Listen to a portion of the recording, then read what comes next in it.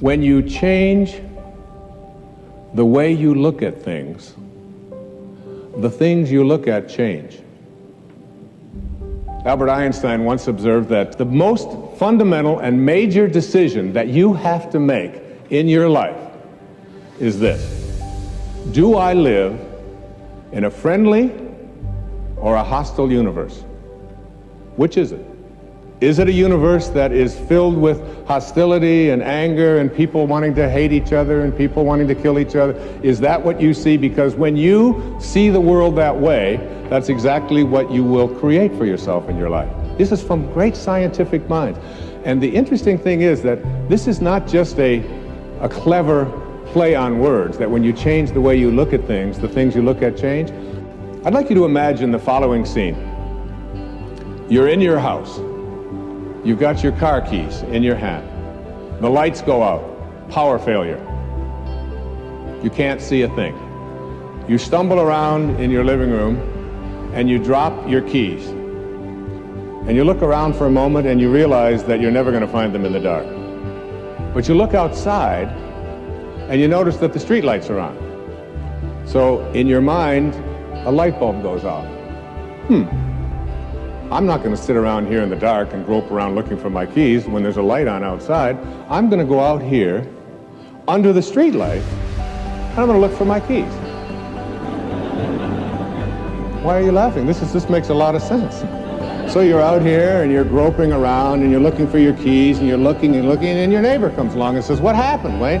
"Well, I dropped my keys." "Oh, I'll help you look for them." And the two of us are now down here looking for our keys. And looking, finally he says to me, "Excuse me, but where did you drop your keys?" "Well, I dropped them in the house."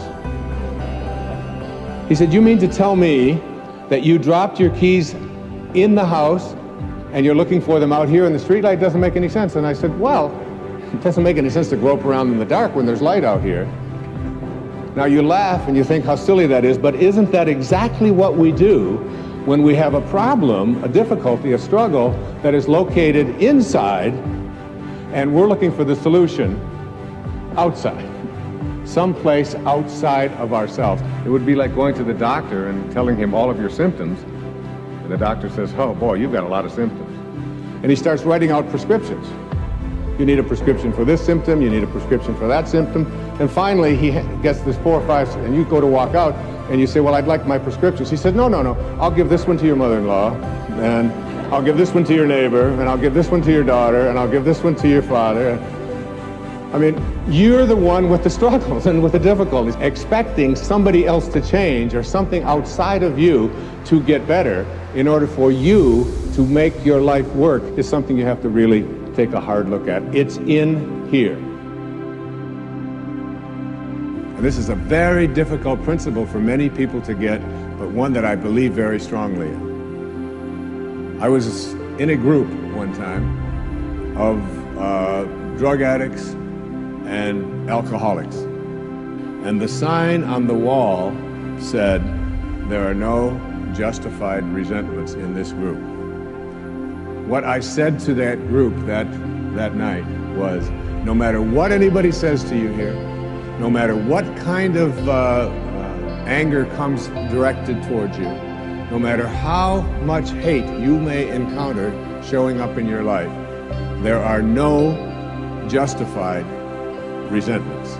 Meaning that if you carry around resentment inside of you about anything or about anyone, and I'm talking about the person that you lent money to and hasn't paid you back. I'm talking about the person in your life that you feel was abusive in your life. I'm talking about the person who walked out on you and left you for somebody else. I'm talking about all of the things that you have justified in your heart and in your life that you have the right to be resentful about. And I'm suggesting to you that those resentments will always end up harming you and creating in you a sense of despair. No one ever dies from a snake bite. The snake bite will never kill you. You cannot be unbitten. Once you're bitten, you're bitten. But it's the venom that continues to pour through your system after the bite that will end up destroying you.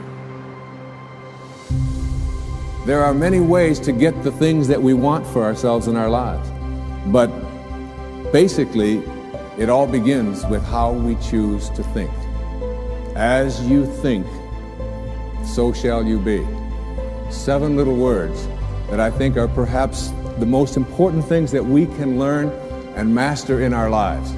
This old proverb notion that I become what I think about all day long.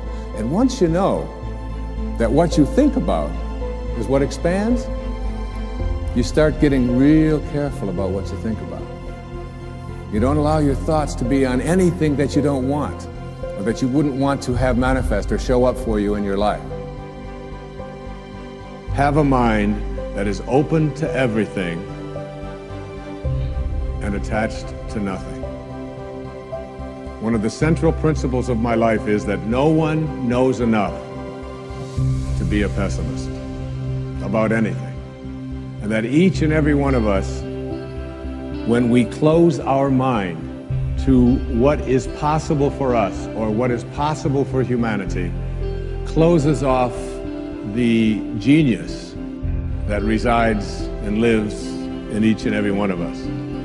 Having an open mind doesn't necessarily mean finding fault with all of the things that you've been taught by others.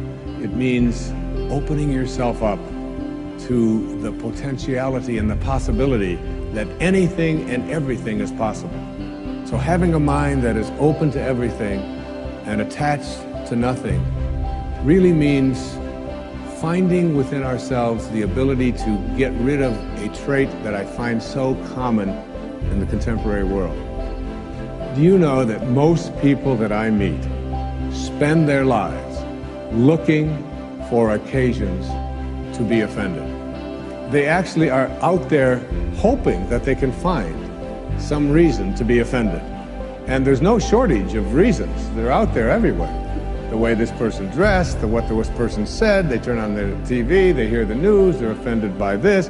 Someone used language that they didn't like, someone doesn't share the same customs that you, and people all day long. In fact, if you keep track tomorrow, you will find probably 100 reasons that you can go around being offended.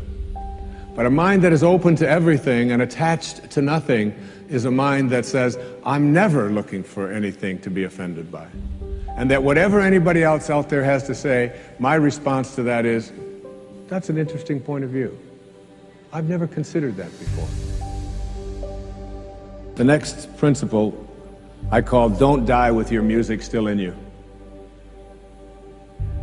And who better to quote than Thoreau when he talked about some of us hear a different drummer, and we must march to the music that we hear.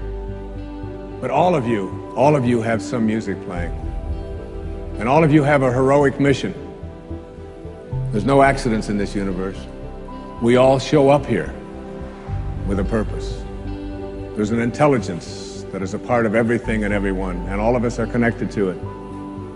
And too many of us are afraid to listen to that music and march to it.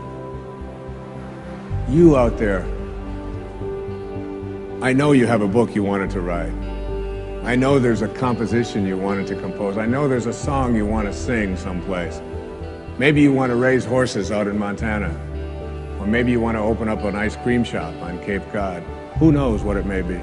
Maybe you just want to travel and see the world. Maybe you want to go into a relationship with someone but you've been afraid to, but your heart says it's the right thing to do. All of us feel something. And in Leo Tolstoy's famous novel, The Death of Ivan Ilyich, he asks this question that would be terrifying to me. He says, as he has his accountant from Moscow lying on his deathbed, contemplating the horror of this question, what if my whole life has been wrong? I've known what my music is. It's playing right now. As I stand here in front of you with these cameras and in this place, and as I sit down and write my books and tell the world what I know are my truths, I feel always completely on purpose and fulfilled. And no time will I ever come to the end of my life and say, what if my whole life has been wrong? Whoever you are, whatever that music is, however distant it may sound, however strange, however weird others may interpret it to be, don't get to the end of your life and know that you're going to leave and not have it played yet. Don't die with your music still in you.